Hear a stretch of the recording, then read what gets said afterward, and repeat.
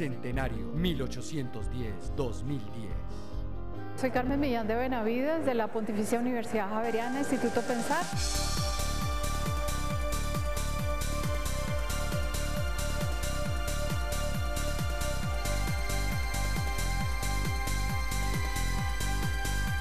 Soy abogada originalmente y tengo un doctorado en literatura.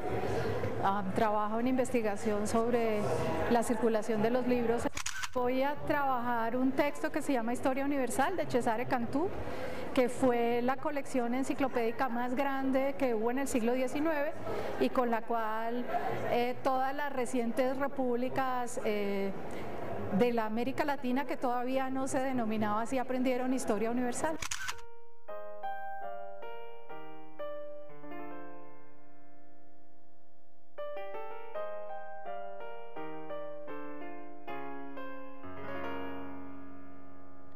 La Historia Universal de Cesare Cantù fue un bestseller editorial en el siglo XIX, con más de 122 millones de copias vendidas en varios idiomas. 1847 y 1850 empiezan a circular en España los fascículos de la Historia Universal de Cesare Cantù, quien nació en Brivio en 1804 y murió en Milán en 1895.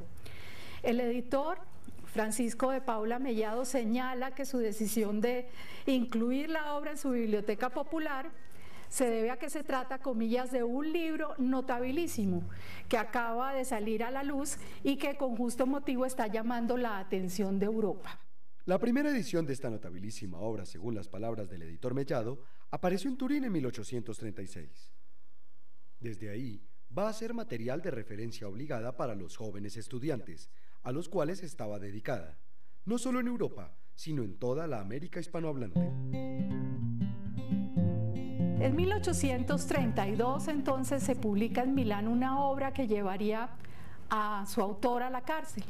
Conocida luego con el nombre de Comentario histórico a los novios de Manzoni o La Lombardía en el siglo XVII, esta obra expresaba ideas demasiado liberales a los ojos de las autoridades austriacas que en ese momento gobernaban parte de lo que algunos años más tarde se unificaría para convertirse en Italia. El autor de esta obra aprovechó sus meses de cárcel para escribir una novela histórica que se llama Margherita Pusterla, también un bestseller que van a encontrar ustedes en todas las bibliotecas europeas y americanas, una obra que fue publicada en Milán en 1838. Los 13 meses de prisión también sirvieron al autor para trazar el plan general de una obra de gran magnitud llamada a ser traducida al alemán, el francés, el húngaro, el polaco y el español, y a ser materia de aprendizaje y consulta para miles de estudiantes en ambos lados del Atlántico. Cesare Cantù, el autor de la Margherita Pusterla, de lecturas juveniles, Buen sentido y buen corazón, Historia de los italianos, Historia de 100 años, 1750-1850, es nuestro autor. Como áspero y sentimental, describe la investigadora Millán a este autor de la Historia Universal, del cual también afirma: antiaustriaco, inicialmente federalista y liberal, y luego claramente filocatólico, fue profesor, director del Archivo del Milanesado y fundador del Archivo Histórico de Lombardía. Para los modernos comentaristas italianos, comillas, los escritos de Cantù están permeados por una vena moralista, pedagógica y reaccionaria.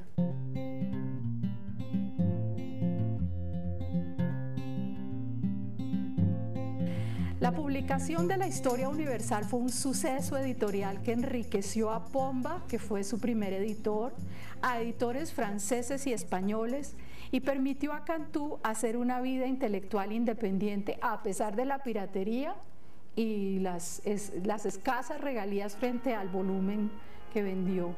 A pesar del éxito editorial, Cantù no obtuvo ganancias personales. El autor fue protagonista de las primeras discusiones sobre derechos de autor que originaron más tarde, en 1886, la Convención de Berna. Así escribe el autor. En 1838 empecé a publicar la Historia Universal y la concluí en 1847, precisamente cuando podía hacer sentir a los hombres entonces prepotentes, comillas, ese hálito precursor de la ira de Dios que infunde el miedo en el corazón de los tiranos, aún hallándose en medio de sus ejércitos. Además de las diferentes falsificaciones que se han hecho de mi obra en italiano y en las que hasta se han desfigurado mis juicios y pensamientos, he asistido a las 9 ediciones que de ellas se han hecho en Turín y algunas traducciones, tales como la francesa, publicada repetidas veces por la casa del editor Didot, y la traducción española hecha por los hermanos Garnier, editores. La intención de la obra de Cantú es como libro de texto para la educación de los jóvenes.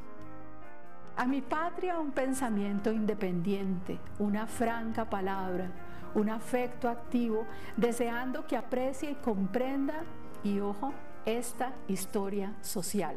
A la calificación de historia social deberá añadirse una clave más, esta contenida en el prólogo que a la Historia Universal escribieron los editores en 1869. La originalidad de la obra del señor Cantú consiste en el conjunto de las partes.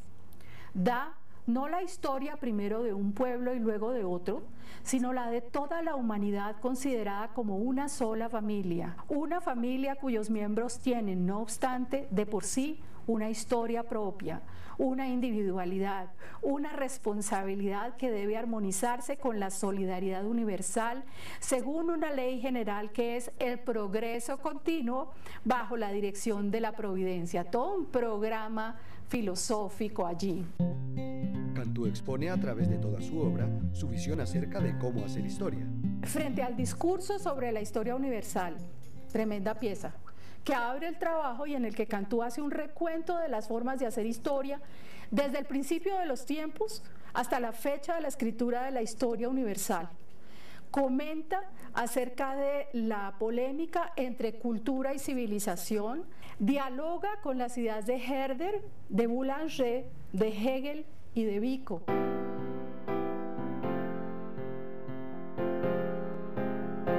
Sus lectores, a quienes seguiremos a través de Jorge Isaacs, beneficiario de la historia de África que contiene la historia universal, incluyen a personalidades del mundo intelectual del siglo XIX en Colombia, como Miguel Antonio Caro y José María Samper.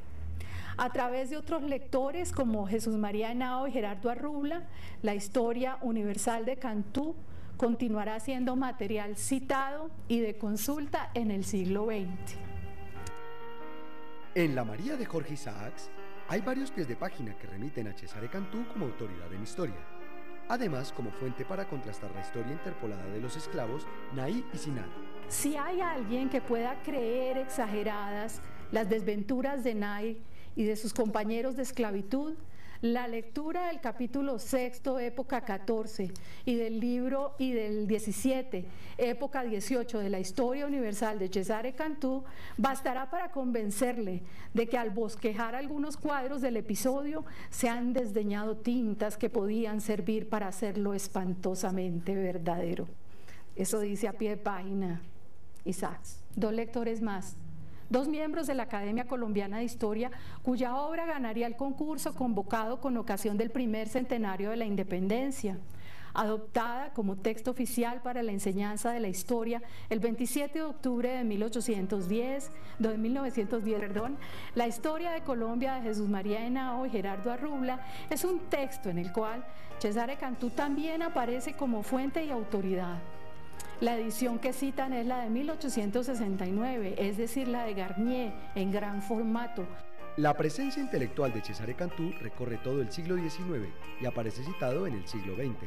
Su huella entró a la vida intelectual colombiana y puede documentarse en publicaciones de carácter masivo. La presencia de la obra de él se explica por eso, porque era el único libro que llegaba a Historia Universal, por un tema que tiene que ver con el mercado editorial en el cual se había posicionado la casa Garnier.